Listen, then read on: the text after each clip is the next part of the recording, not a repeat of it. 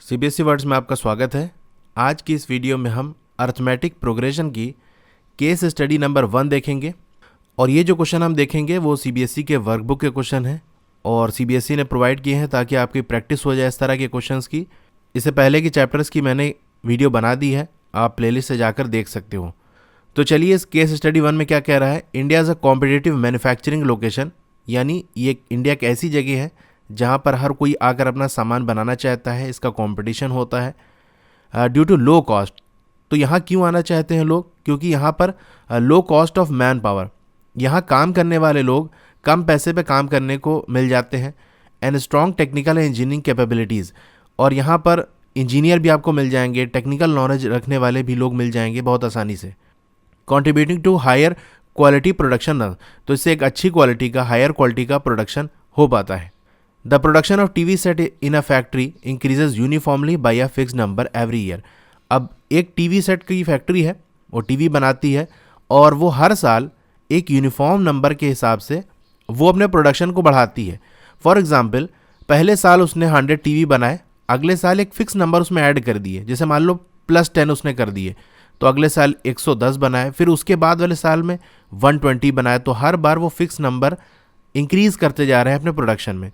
तो इससे आप समझ गए होंगे किसकी बात हो रही है, एपी की बात हो रही है, क्योंकि वहीं पर एक फिक्स नंबर ऐड करके सीरीज बनाई जाती है।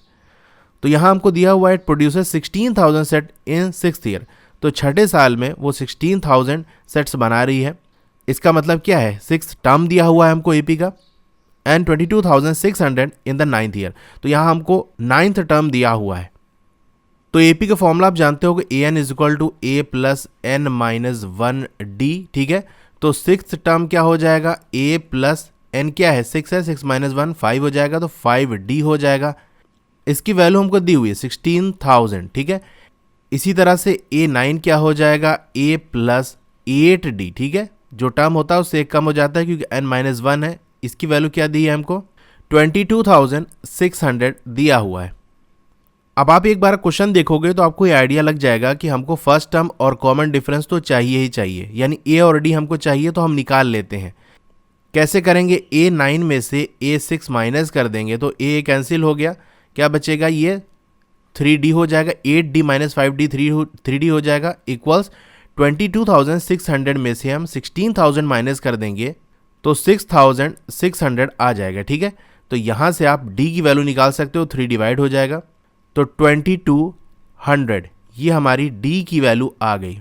किसी भी एक इक्वेशन में आप इस D की वैल्यू को पुट करोगे तो आपकी A की वैल्यू निकल आएगी। हम A6 वाले में पुट कर देते हैं, तो A + 5 × 2200 = 16,000। इसे सॉल्व करोगे आप तो A की वैल्यू निकल के आएगी 5,000, ठीक है। तो ये चीज़ हमको पता चल गई, A और D हमको मिल गया। ये हमारा D है और ये हमारा A है। अब पहला क्वेश्चन है find the production during the first year, तो पहले साल कौन सा होगा, तो फर्स्ट टर्म एपी का क्या है 5,000, तो इसका आंसर भी क्या हो जाएगा 5,000। सेकंड क्वेश्चन है find the production during the 8th year, तो 8th ईयर आप कैसे निकालोगे, तो एक फॉर्मूला, तो एक तरीका तो ये है A8 आप इस तरह से निकाल लो, A + 7D हो जाएगा, ठीक है।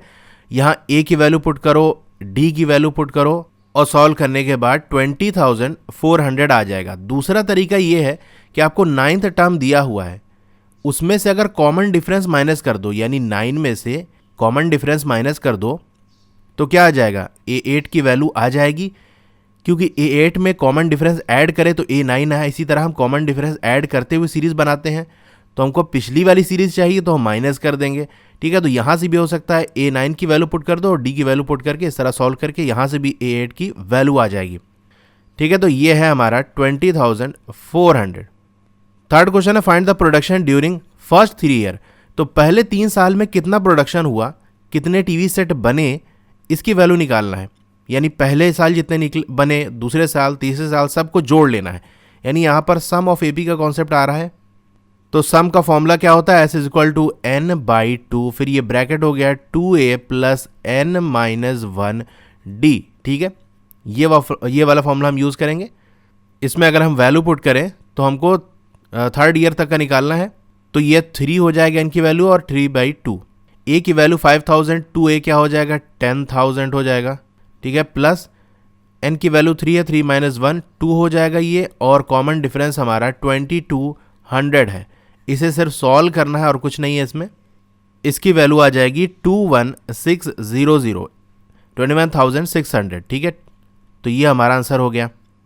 फोर्थ क्वेश्चन है, in which year the production is 29,200, यानी कौन से साल प्रोडक्शन 29,200 हो जाएगा। यानी जो टर्म है उसकी वैल्यू दी हुई है, नंबर ऑफ टर्म आपको बताना है। यानी an करके कोई है, हमें n तो पता नहीं है, उसकी वैल्यू आपको दी हुई है 29,200, ठीक है। और इसी फॉर्मूला में यूज़ करना है a plus n minus 1d, ठीक है। तो यहाँ फर्स्ट टर्म हमें 5,000 पता है और हमको n की वैल्यू निकालना है, तो n यहाँ तो दिया नहीं है, और d होगा 2200, ठीक है। तो इस इक्वेशन को आप सॉल्व करोगे, कैसे करोगे, 29,200 में से पहले 5,000 को माइनस कर देना है, उसके बाद 2200 से डिवाइड कर देना है, तो n माइनस 1 की वैल्यू आ जाएगी, और फिर 1 उधर ले जाके ऐड कर दोगे तो n की वैल्यू आपको 12 मिल जाएगी, ठीक है। तो n हमारा यहाँ क्या है 12, यानी 12वें साल जाकर इतना प्रोडक्शन होगा। अब फिफ्थ क्वेश्चन है, find the difference of the production during the 7th year and 4th year. तो 7वें साल और 4थे साल जो प्रोडक्शन में डिफरेंस है वो आपको निकालना है, यानी आपको निकालना है A7 माइनस A4। तो एक तरीका ये है कि आप A7 की वैल्यू निकालो, A4 की निकालो, फिर वैल्यू निकालने के बाद इसको माइनस करो। इससे आसान एक तरीका बताता हूँ जो ज़्यादा अच्छा है। A7 क्या होगा, A प्लस 6D, ठीक है। इसी को माइनस करना है, A4 क्या होगा, A प्लस 3D। तो इसकी वैल्यू क्या हो जाएगी, यहाँ से A तो माइनस हो जाएगा, 0 हो जाएगा, 6D माइनस 3D क्या हो जाएगा, ये हमारा बचेगा 3D। यानी कॉमन डिफरेंस को 3 से मल्टीप्लाई कर दो, बस आपका काम हो गया। यानी 3 इंटू 2200, तो आंसर आपका आएगा 6600, ठीक है। तो अगर डिफरेंस पूछे तो एक चीज़ याद रखना, बस आपको वो जो ईयर्स हैं उसको माइनस कर देना है। जैसे 7 और 4th ईयर दिया हुआ है तो 7 माइनस 4 कर दो, जो वैल्यू आए 3 उसी को कॉमन डिफरेंस से मल्टीप्लाई कर देना है, ठीक है। तो ये केस स्टडी हमारी हो गई। Case study number 2, your friend Veer want to participate in a 200 metre race. तो वीर को पार्टिसिपेट करना है 200 मीटर रेस में। He can run currently at that distance in 51 second. तो वो उस डिस्टेंस को यानी 200 मीटर को 51 सेकेंड के अंदर अभी पूरा कर ले रहा है। And with each day of practice it takes 2 second less. तो हर रोज़ प्रैक्टिस में उसको ये फ़ायदा हो रहा है कि 2 सेकेंड उससे कम हो जा रहे हैं, ठीक है। 51 सेकेंड लग रहा था, अगले दिन जाएगा तो और जल्दी पहुंच जाएगा, यानी 49 सेकेंड में ही वो डिस्टेंस कवर कर लेगा। फिर अगले दिन 47 सेकेंड में पूरा कर लेगा, ठीक है। तो हर दिन वो इम्प्रूव होता जा रहा है और 2 सेकेंड उसका टाइम कम होता जा रहा है। He wants to do in 31 second. वो चाह रहा है कि हमारा टाइम 31 सेकेंड पहुंच जाए, यानी मैं 200 मीटर रेस को 31 सेकेंड के अंदर पूरा कर लूँ, ये वो चाह रहा है। तो यहाँ भी आप समझ गए होंगे AP की बात हो रही है, एक फिक्स नंबर माइनस होता जा रहा है। तो इसमें पहला क्वेश्चन है, which of the following term are in AP for the given situation. तो इनमें से कौन सा टर्म AP है। तो अभी कितने टाइम में वो पूरा कर ले रहा है, यानी A की वैल्यू फर्स्ट टर्म क्या है 51 है, और कॉमन डिफरेंस क्या होगा -2, क्योंकि कॉमन डिफरेंस ऐड होता है फर्स्ट टर्म में, तो -2 ऐड हो जाएगा तो क्या हो जाएगा 49 हो जाएगा, ठीक है। तो AP अगर हम बनाएं तो 51, इसमें से हम कम कर दिए 2, कितना हो जाएगा 49, फिर 47, 45, 43, इस तरह चलता जाएगा, ठीक है। तो देखो ये B वाला ऑप्शन होगा, ठीक है। यही हमारी सीरीज होगी AP की। सेकंड क्वेश्चन है, what is the minimum number of days he need to practice till his goal is achieved. यानी कम से कम कितने दिनों से प्रैक्टिस करना होगा कि वो अपना गोल हासिल कर ले। गोल क्या है उसका कि 31 सेकेंड हो जाए, यानी हमको फर्स्ट टर्म तो 51 दिया हुआ है, जिस टर्म की बात हो रही है लास्ट टर्म क्या है 31, यहीं तक उसको पहुंचना है, और कॉमन डिफरेंस हमें -2 दिया हुआ है। तो हमें कितना दिन लगेगा ये पूछ रहा है, यानी n की वैल्यू हमें निकालनी है। तो लास्ट टर्म का फॉर्मूला क्या होता है, A plus n minus 1D।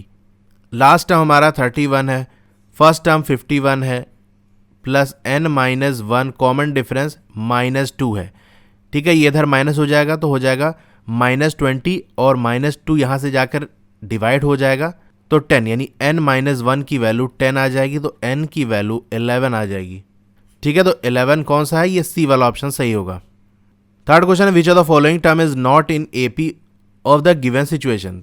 तो कौन सा टर्म AP में नहीं आएगा। तो एक तो तरीका ये है कि आप पूरा AP बनाओ, यहाँ से 51 से करते हुए देखो 31 तक, और जो नहीं आ रहा उस पर टिक कर दो। दूसरा तरीका ये है कि आप ये ध्यान दो कि एक ऑड नंबर है ये 51, इसमें से हम एक इवन नंबर माइनस कर रहे हैं। तो जब भी ऑड नंबर में से कोई इवन नंबर माइनस होगा तो अगला नंबर ऑड ही आएगा। चाहे खुद देख लो, 2 माइनस करिए हमने 49, तो यानी ये सीरीज में सारे नंबर कौन से हैं, ऑड वाले हैं, इवन नहीं आ सकता। ये तो कंफर्म हो गया कि अगला नंबर 47 हो गया, 45 हो गया, इवन नहीं आएगा। तो इसमें इवन वाला जो होगा वही गलत ऑप्शन होगा, यानी बी। ठीक है, 30, बाकी सब ऑड है। अगर सारे ही ऑड होते तब हमको थोड़ा चेक करना पड़ता सीरीज बनाकर। फोर्थ क्वेश्चन है, if nth term of an AP is given by, तो एपी का जो nth टर्म है उसकी ये इक्वेशन दी हुई है, then common difference of AP is. तो an क्या होता है, पहले फॉर्मूला लिख लो, a plus n minus 1d। इस तरह से हमको बनाना है, तो उसके लिए हम क्या करेंगे, इस ब्रैकेट को ओपन कर लो, a plus n d minus d. तो n के साथ जो टर्म दिख रहा है वो क्या है, d। तो यहां देखो n के साथ 2 दिख रहा है, तो ये हो जाएगा t। ठीक है, तो इसका a वाला ऑप्शन सही होगा। n के साथ d दिख रहा है, यहां n के साथ यहां भी d ही होगा, तो d की वैल्यू यहां लिखी हुई है 2। ठीक है। फिफ्थ क्वेश्चन है, the value of x for which 2x, x plus 10, 3x plus 2 are the consecutive terms of an AP. तो यानी x की वैल्यू बताने हैं जिसमें आपको ये 3 टर्म दिए हुए हैं, यानी एक के बाद एक आने वाले टर्म है। जैसे 2x है, उसके बाद आपका x प्लस 10 आएगा, फिर उसके बाद 3x प्लस 2 आएगा। ठीक है, तो x की वैल्यू निकालनी है, तो वैल्यू कैसे निकालेंगे, अगले वाले टर्म को पीछे से माइनस कर देंगे। ठीक है, इसको माइनस कर देंगे और इसको माइनस कर देंगे। दोनों की वैल्यू बराबर होनी चाहिए क्योंकि ये कॉमन डिफरेंस है, कॉमन डिफरेंस बराबर होता है। तो x प्लस 10 माइनस 2x ये इक्वल होना चाहिए किसके, 3x plus 2 minus x plus 10।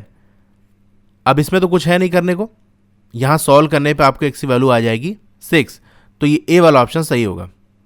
Case study number 3, आपके बड़े भाई को एक कार लेनी है, उसके लिए उन्होंने प्लान किया कि हम एक लोन लेते हैं बैंक से।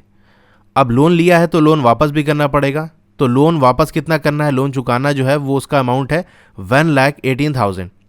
और कैसे वापस करेंगे पैसा, मंथली देंगे, हर महीने कुछ पैसा देते रहेंगे जिससे पूरा लोन एक टाइम में पूरा चुका दिया जाएगा। Every month starting with the first instalment of ₹1,000, यानी पहले महीना जो पैसा देंगे वो 1,000 रुपये देंगे। अगर जो इंस्टॉलमेंट है यानी किस्त में पैसा देंगे ना, थोड़ा थोड़ा करके पैसा देना जो होता है उसको इंस्टॉलमेंट कहते हैं, किस्त कहते हैं। तो किस्त में जो पैसा देंगे वो हर महीने बढ़ाते जा रहे हैं, कितना, 100 एवरी मंथ। तो हर महीने 100 रुपीज़ बढ़ा रहे हैं, यानी पहले महीने उन्होंने कितना दिया था, ये हमको दिया हुआ है 1,000। अगले महीने इसमें 100 रुपीज़ ऐड कर देंगे, यानी अब कितना वापस करेंगे, 1100। ठीक है, इस तरह से 1200। तो समझ गए होगे ये एपी बनना है। अब आपको कुछ क्वेश्चंस हैं, उनके आंसर आपको देने हैं। पहला क्वेश्चन है, the amount paid by him in the 30th instalment. तो 30th इंस्टॉलमेंट में यानी 30वीं बार जो पैसा दिया जाएगा वो कितना होगा। देखो पहली इंस्टॉलमेंट हमको ए फर्स्ट टर्म दिया हुआ है 1000, कितना ऐड होता जा रहा है हर बार, यानी कॉमन डिफरेंस हमें 100 दिया हुआ है। हमें ए 30 की वैल्यू निकालनी है, कैसे निकालेंगे, ए प्लस एन माइनस 1d होता है। तो फर्स्ट टर्म हमारा 1000 है, प्लस एन की वैल्यू 30 है, यानी ये 29d हमारा 100 है। तो ये 2900 हो गया, प्लस 1000 3900 हो जाएगा। ठीक है, तो ए वाला ऑप्शन इसका सही होगा। सेकंड क्वेश्चन है, the amount paid by him in the 30 instalments is. तो ये 30 इंस्टॉलमेंट जो उन्होंने दी है, 30 किस्तें जो चुकाई हैं, उनमें कितना पैसा उन्होंने वापस किया। देखिए पहले वाले क्वेश्चन और इस वाले क्वेश्चन में सिर्फ एक फ़र्क है, यहाँ पर TH लगा हुआ है और बाकी इंस्टॉलमेंट था ये S हो गया। यानी यहाँ पूछा था 30वीं बार में कितना पैसा देगा, और सेकंड वाला क्वेश्चन जो हमारा है वो पूछ रहा है कि 30 बार जो पैसा दिया तो कितना पैसा वापस किया, यानी टोटल हमको इसकी वैल्यू निकालनी है। जो पहले साल दिया, पहले महीने दिया, फिर दूसरे महीने दिया, तीसरे महीने दिया, इन सबको ऐड करते हुए तो 30 बार में कितना दिया। ठीक है, 30 इंस्टॉलमेंट्स में कितना पैसा चुका दिया ये हमको बताना है। ठीक है, तो ये ध्यान रखना कि क्या पूछ रहा है, 30th वाला पूछ रहा है, वो 30वां वाला पैसा पूछ रहा है कि टोटल जो है 30 इंस्टॉलमेंट में कितना दिया वो पूछ रहा है। यानी यहाँ पर हमें टोटल पूछ रहा है, तो हम कैसे निकालेंगे, तो वही सबको सम करना है, सम ऑफ एपी का फॉर्मूला लगाएंगे, S इज इक्वल टू। अब देखो यहाँ पर हमें लास्ट टर्म दिया हुआ है, यानी 30th इंस्टॉलमेंट तक का दिया हुआ है, पहला भी दिया हुआ है और लास्ट दिया हुआ है। तो यहाँ पर हम लास्ट टर्म वाला ही फॉर्मूला यूज़ करेंगे, यानी n/2 a प्लस l, ये वाला फॉर्मूला यूज़ करेंगे। तो n हमारा 30 है, 30/2 हो गया।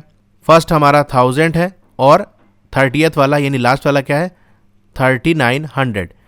इसे बस सॉल्व करना और कुछ नहीं है, 73,500 आ जाएगा। बी वाला ऑप्शन सही होगा। थर्ड क्वेश्चन है what amount does he still have to pay after 30th instalment. 30 instalment तक पैसा देने के बाद कितना पैसा बचेगा देने को। तो देखो हमने देखा था क्वेश्चन में, जब केस स्टडी पढ़ी थी उसमें दिया हुआ था कि टोटल इसको कितना देना है वापस 1,18,000, और जितना 30th इंस्टॉलमेंट तक दे चुका है उसी में से उतना हम माइनस कर देंगे तो बाकी बचा हुआ आ जाएगा, यानी 73,500 दे चुका है तो कितना बचेगा 44,500। तो कौन सा ऑप्शन होगा, ये सी वाला। फोर्थ क्वेश्चन है total instalments are 40 then amount paid in the last instalment. यानी अगर जो टोटल नंबर ऑफ इंस्टॉलमेंट है, यानी जितनी बार में वो पैसा देगा वो 40 है, यानी 40 बार देगा तो पूरा पैसा वो चुका देगा। तो लास्ट वाले में यानी 40th इंस्टॉलमेंट में कितना पैसा वो देगा। यानी यहाँ पर हमको n की वैल्यू दी हुई है 40 और nth टर्म की वैल्यू निकालनी है, यानी an की वैल्यू निकालनी है, यानी a 40 की वैल्यू निकालनी है। तो a plus n minus 1 d हम लगाएंगे। फर्स्ट इंस्टॉलमेंट कितनी थी 1000 की थी और n हमको 40 दिया, 40 माइनस 1 39 हो जाएगा। और d क्या है, हर बार 100 ऐड हो रहा है तो 100 ही कॉमन डिफरेंस होगा। 3900 प्लस 1000 4900 हो जाएगा, यानी 4900। ए वाला ऑप्शन सही होगा। फिफ्थ क्वेश्चन है the ratio of the first instalment to the last instalment is. तो पहली इंस्टॉलमेंट में कितना रुपए दिया था उसने 1000, इसका रेशियो बताने किसके साथ, लास्ट इंस्टॉलमेंट में। तो लास्ट इंस्टॉलमेंट की क्या वैल्यू है 4900, यानी 4900। तो यहाँ से ये दोनों जीरो गया, क्या हो जाएगा 10:49। कौन सा ऑप्शन होगा, ये बी वाला। ठीक है, तो ये वाली केस स्टडी भी हमारी हो गई।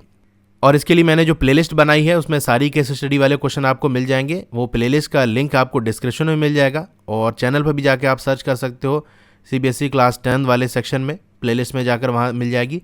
तो आपको ये वीडियो कैसी लगी कमेंट करके ज़रूर बताइए। अच्छी लगी हो तो लाइक करिए और चैनल पर नए हैं तो सब्सक्राइब कर लीजिए। और उसके बगल में एक बेल का आइकन होगा, उसको दबा के ऑल पे क्लिक कर देंगे तो जब भी नई वीडियो आएगी आपको मैसेज आ जाएगा।